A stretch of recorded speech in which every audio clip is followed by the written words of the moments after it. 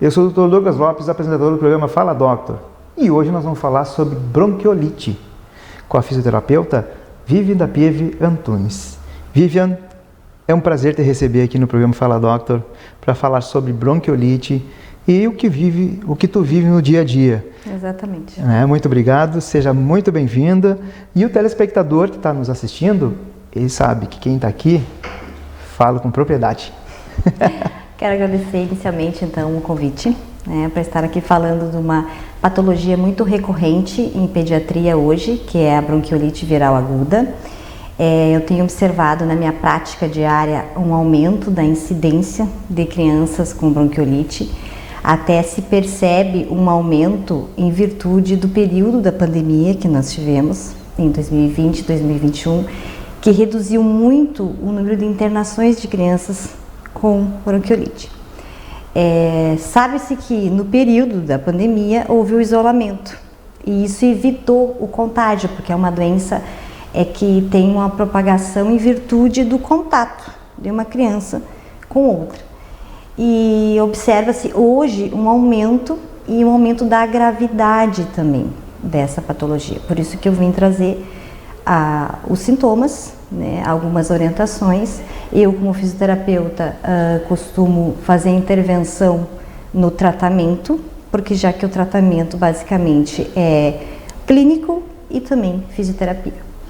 Então, sabe-se que hoje a bronquiolite, a incidência maior se deve a um vírus chamado sincicial respiratório. Ele tem como sigla o VCR e ele tem essa propagação pelo contato. Atinge a maioria do seu público, são crianças até 2 anos, porque até então essas crianças não têm imunidade para se defender contra esse vírus. E ela tem uma incidência maior no Rio Grande do Sul e zonas com a temperatura mais baixa, porque o vírus ele não resiste a temperaturas altas. Então, por isso que regiões frias têm uma incidência maior. E ele é sazonal, então a gente percebe uma incidência maior de abril até outubro. Então nós estamos no ápice da bronquiolite.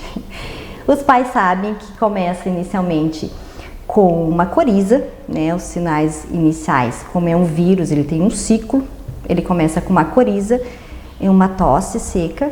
A criança é respiradora basicamente nasal, com isso então ela tem como sintomas a coriza, obstrução nasal e aquela falta de apetite, que na verdade é porque ela não consegue se alimentar em virtude da obstrução nasal importante que ela tem.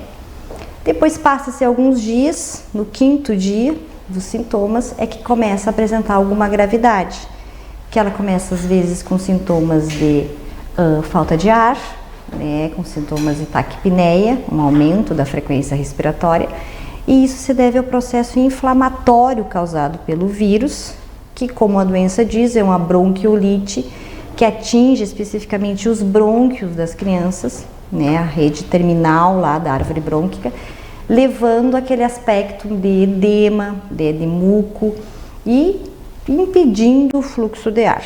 Por isso que a criança vem ao 5º dia com esse aumento de secreção, essa incidência e com sintomas de falta de ar e desconforto respiratório, taquipneia e inaptência. São esses primeiros sinais que os pais observam e que ela aumenta a sua gravidade quando ela tem esse vírus em crianças, atinge crianças especiais, vamos dizer assim, como as prematuras, as que têm alguma incidência de doenças cardiovasculares, cardíacas, ou até mesmo uma doença neurológica. São crianças que apresentam uma gravidade maior da doença. E aí vem a problemática que é a intervenção, A intervenção muitas vezes hospitalar, se deve recorrer a uma internação para que não venha ter uma gravidade levando ao óbito, que ainda existe óbito em virtude da bronquiolite. Mas como eu estava falando anteriormente, sinais e sintomas. Os pais começam a observar primeiro então essa incidência de rinorreia, que é uma secreção hialina, a criança um pouco uma tosse mais seca e muitas vezes os pais sem saberem, por isso é importante a orientação para os pais, é que eles continuam levando essa criança ao berçário, levando a criança à escola, né, que atinge crianças até seu ápice até os 2 anos, e ocorrendo a transmissão desse vírus para outras crianças. Era comum na minha prática, quando eu atendia assim, clínica, né? Quando eu vinha uma criança, né, até o consultório com bronquiolite, era recorrente as mães informarem depois para as outras mães que a fisioterapia, enfim, era benéfica, e geralmente vinha toda a sala da escolinha numa sequência, porque eles acabavam transmitindo uns aos outros, porque é por contato, né? Eles ficam muito próximos e geralmente no inverno essas salas são fechadas, então ocorre a transmissão. E são crianças então que tem que ter o cuidado quando se observa que tem esse início desses sinais e sintomas, que muitas vezes pode ser um resfriado e muitas vezes não. Levar essa criança então a ter um pouquinho mais de isolamento, não entrar em contato com outras crianças, principalmente da mesma idade, abaixo de 2 anos. É comum também acontecer de essas crianças, quando internam com uma gravidade, a gente observar que eles têm irmãos mais velhos, que geralmente têm contato com outras crianças e levam o vírus para dentro de casa, enfim, convivendo, quando essa não frequenta escolinha e berçários. Mas então é comum isso acontecer, então a gente chama atenção para que os pais não levem a criança num período, né, nesse período de 7 dias, que é o período do ciclo do vírus, que não levem então para a escola para não ter esse contato com outras crianças e fazer a disseminação do vírus, o sincicial respiratório, que é o principal, né, que nós temos observado aqui, principalmente no Rio Grande do Sul. Voltando aos sinais e sintomas, ela pode ter um pouco de febre também.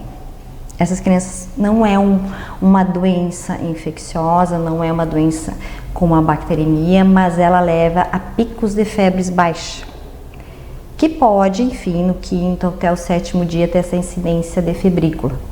Mas o que chama atenção e que a gente gostaria, né, que houvesse um alerta é para justamente a inapetência. A criança deixa de se alimentar e crianças pequenas muitas vezes levam um quadro de desidratação importante. Então, observa-se aí que muitas vezes a internação se faz necessária para que venha ter então a complementação, né, via endovenoso, para que essa criança não desidrate.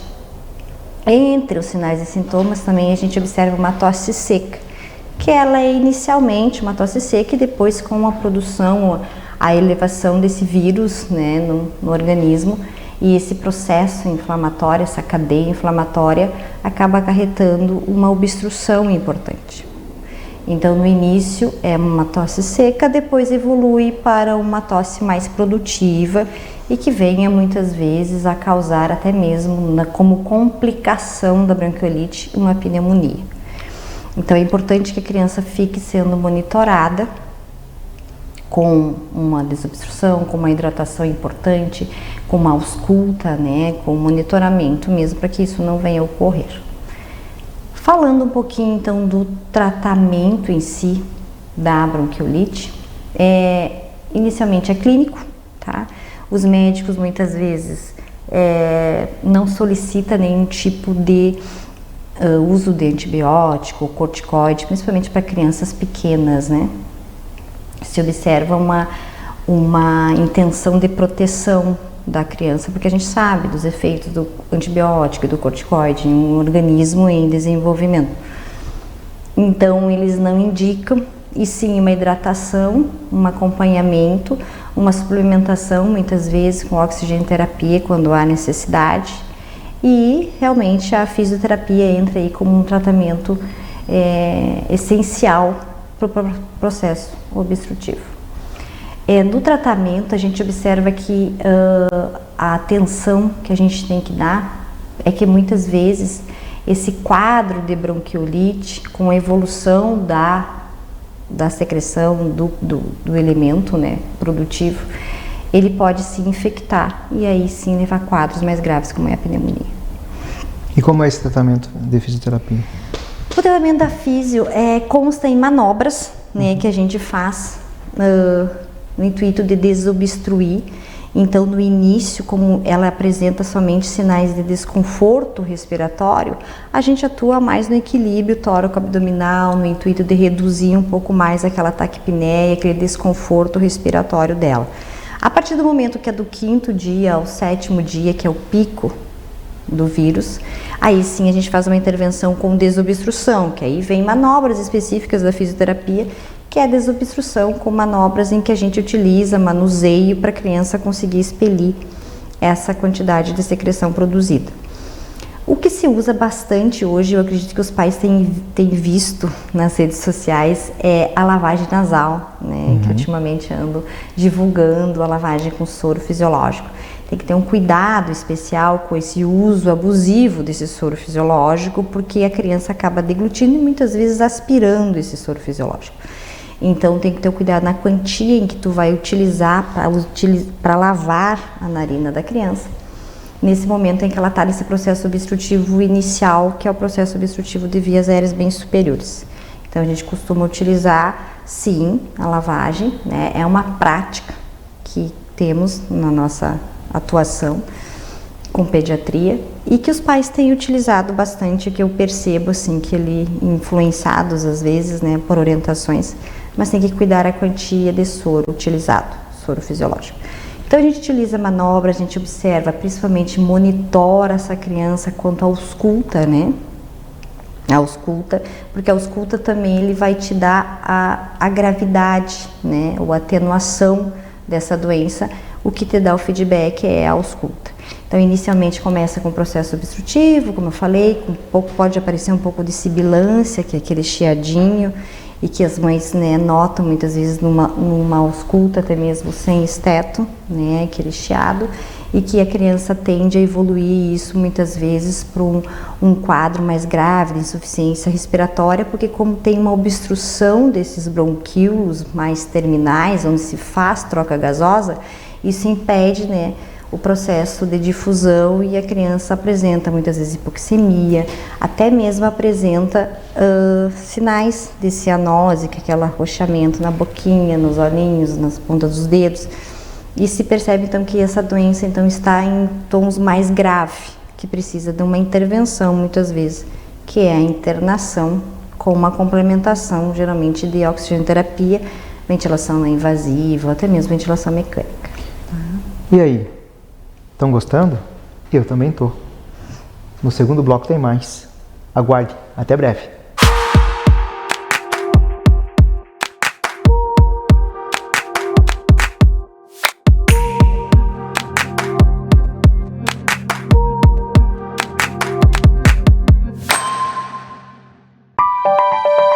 Um belo sorriso conquista.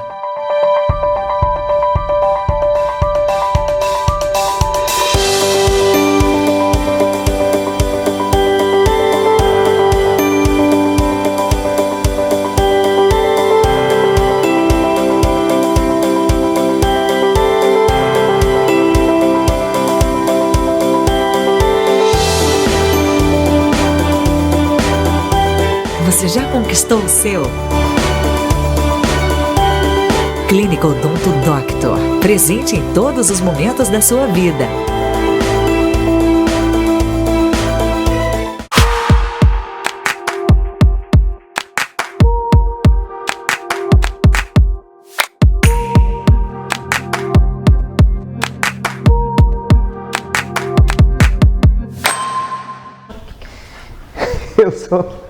Eu estava conversando aqui com a Vivian, que é um assunto que capaz que eu vou interromper ela numa didática dessas, numa fundamentação, numa experiência, falando sobre tudo. O que eu tenho que perguntar? Né? Eu tenho que só o quê? Eu digo assim, Vivian, tu fala e fala tudo que tu puderes falar para esse público, porque ali não tem só os pais, tem os avós escutando também, né? E as crianças, hoje em dia, o Rio Grande do Sul, esse inverno está sendo muito rigoroso no sentido também de umidade. Exatamente. Né? As crianças não estão conseguindo sair de casa, estão mais dentro de casa, estão indo para a escola, trazendo, ficando em casa. E também a questão do próprio vírus, né? Sim. Do Covid.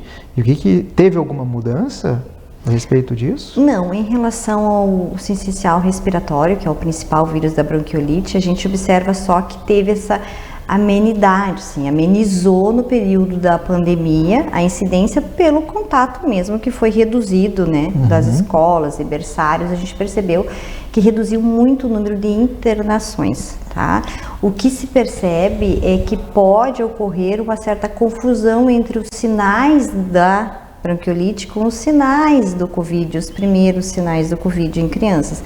Então, era aquele alerta, a mãe sempre ficava agoniada, ou é bronquiolite? Não, achou que é Covid. Então, isso é que gerou um pouco mais de ansiedade nos pais, porque tudo, né, em virtude da pandemia, qualquer sinal respiratório a gente temia por ser bronquiolite, por ser Covid. Então se percebe essa angústia dos pais hoje e a procura por médicos, pelo pediatra, pela intervenção mais rapidamente nos primeiros sinais e sintomas pelo medo de ser Covid. Tá? Mas isso por um lado é bom, porque daí já recebe a orientação adequada. Eu esqueci de relatar que a criança com suspeita, hoje não se tem vacina. Tá? Não tem como prevenir, vamos receber a vacina na infância, você não vai ter bronquiolite, não existe vacina, infelizmente. Mas existe um painel viral, o qual se faz quando a criança interna, justamente para descartar a possibilidade da dificuldade entre os sinais e sintomas de Covid e bronquiolite. Se faz então a análise do swab nasal, né, que é coletar um pouco da secreção da criança e fazer um painel viral e avaliar ali realmente qual é o vírus que está realmente, enfim, evoluindo com aqueles sinais e sintomas. Então, para nós é muito tranquilo, porque geralmente quando a criança interna com esses sinais, a gente isola, né, por não saber se é Covid. A bronquiolite também exige um certo isolamento, um certo cuidado, mais na proteção da criança do que propriamente a disseminação, porque se dissemina mais entre as crianças e não para crianças, para adultos, né? Então, essa dificuldade que se tem de perceber o que realmente é nos primeiros sinais e sintomas é que hoje as mães e os pais, avós, né, têm esse cuidado em procurar a atenção imediata aos sinais e sintomas quando ele aparece. Então, a criança que tem esses sinais e chega a uma internação, não são todas, tá? Não é uma doença que requer internação imediata. Se trata a domicílio mesmo, com orientação de pediatras e acompanhamento, né, do quadro com fisioterapia. Mas se observa principalmente essa preocupação que se tem hoje. A internação se acontece com crianças em que tem, como eu falei, algo em especial, né? Geralmente os prematuros, que nascem prematuros, eles ficam mais suscetíveis à bronquiolite. Muitas vezes em virtude já vem de um quadro, né, de desenvolvimento pulmonar incompleto, de toda a utilização da ventilação mecânica, que leva a uma certa lesão desses brônquios e bronquíolos, eles ficam mais suscetíveis. E uma coisa importante também é citar que bronquiolite, ela pode ser recorrente. Então não tem essa, eu tive uma vez, não vou ter mais. Tipo a gente ter catapora, sarampo, tive uma vez, nunca mais. Não. A bronquiolite, sim, ela pode ter reincidência dentro de 6 meses, 1 ano após o primeiro episódio. E essas reincidências acontecem geralmente com crianças que já vêm de uma problemática, ou ela foi prematura, ou ela tem um grau de displasia broncopulmonar, uma criança com uma pneumopatia, enfim, né, crianças que já vêm de um quadro associado a outras patologias.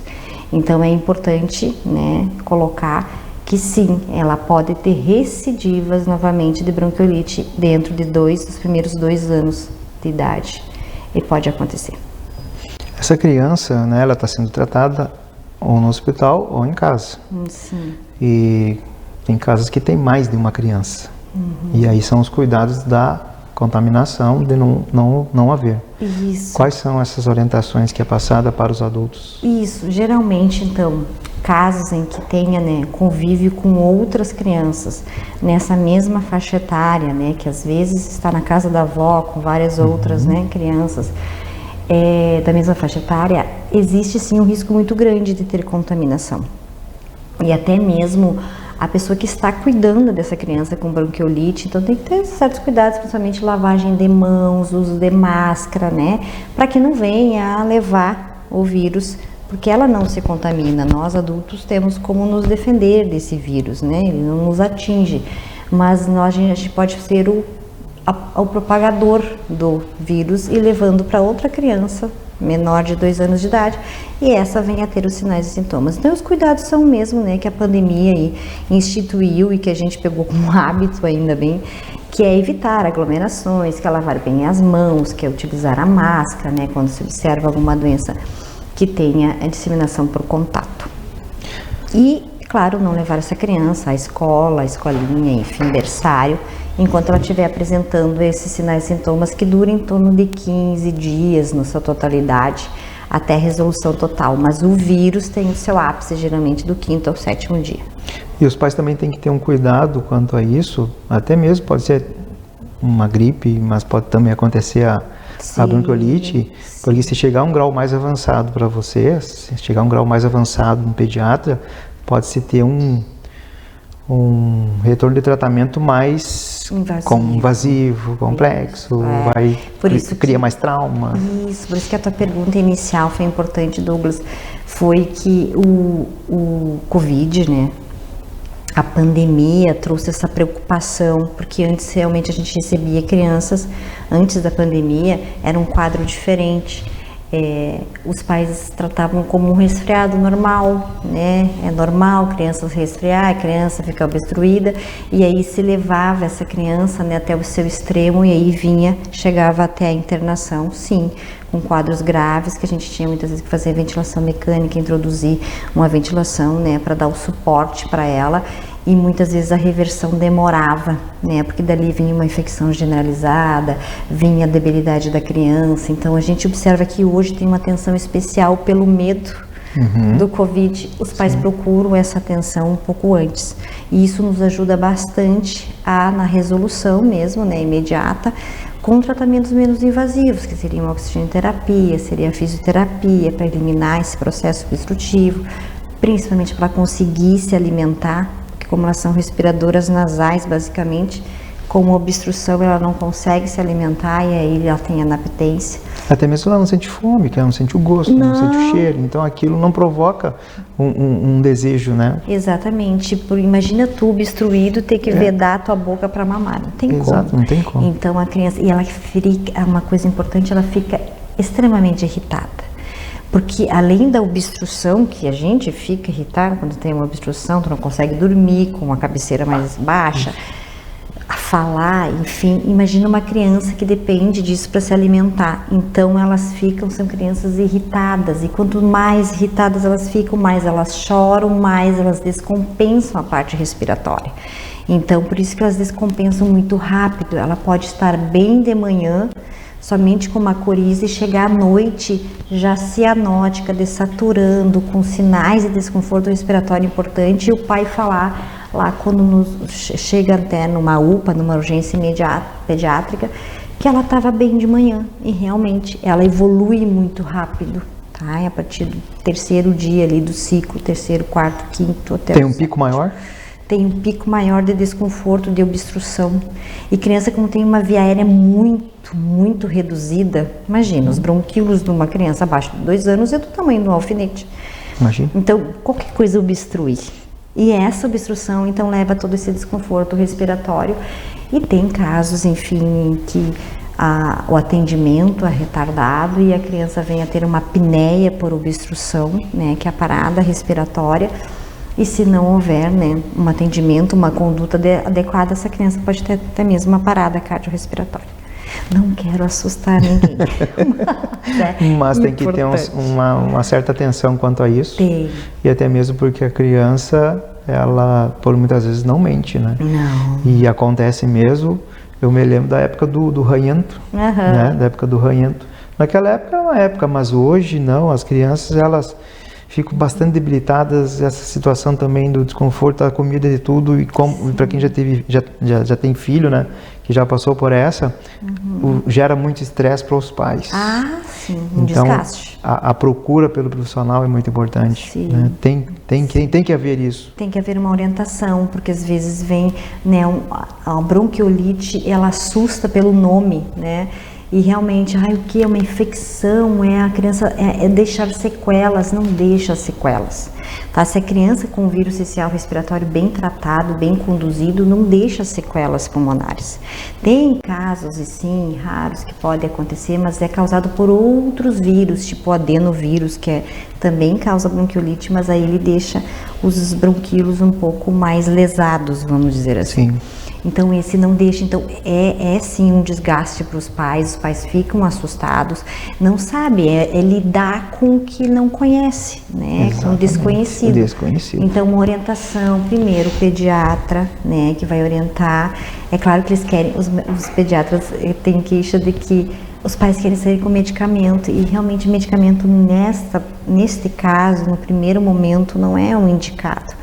É realmente hidratação, monitorização, o cuidado, uma fisioterapia, mas não tem adição de descongestionamento, isso, lavagem, nasal, com cuidado. Mas não uma medicação, né? Sim. Que às vezes, enfim, há necessidade sim da utilização do corticoide, do antibiótico, mas em casos específicos, quando o exame laboratorial, quando a clínica da criança exige, que não é uma rotina dentro da bronquiolite. Escutaram bem isso? Olha, infelizmente está chegando ao final. Mas você sabe que eu sempre peço, né, aquela mensagem de final, né, para que esse público está nos assistindo. Que mensagem tu deixa para os pais, para os avós? Especificamente da bronquiolite? Exatamente. Um cuidado especial, então, para as crianças que há menos de 2 anos, né, que tem esses sinais e sintomas de rinorreia, que é a secreçãozinha, né, clarinha, pelo nariz, uma certa tosse seca, que tu procura observar se a criança está se alimentando adequadamente, porque esses são os primeiros sinais e sintomas nos quais deve-se procurar um pediatra para orientação e para real diagnóstico, né? E não temem que não é uma doença grave, é só saber a conduta adequada de que realmente a criança vai passar por um pico, mas que vai ficar tudo bem. Mas que maravilha. Vivian, mais uma vez, muito obrigado por participar do programa Fala Doctor. Parabéns. Agradeço. Falaste tudo não falou, né? Não. Mas falaste muito o que tinha que falar mesmo, né? Desde a prevenção, desde o que é o tratamento, né? Os cuidados que tem que ter. Então, muito obrigado por tudo isso que tu falaste aqui. Com certeza no futuro voltarás, tá bem? E a você que está nos assistindo, muito obrigado pela sua audiência e que tenha uma abençoada noite. Até a próxima.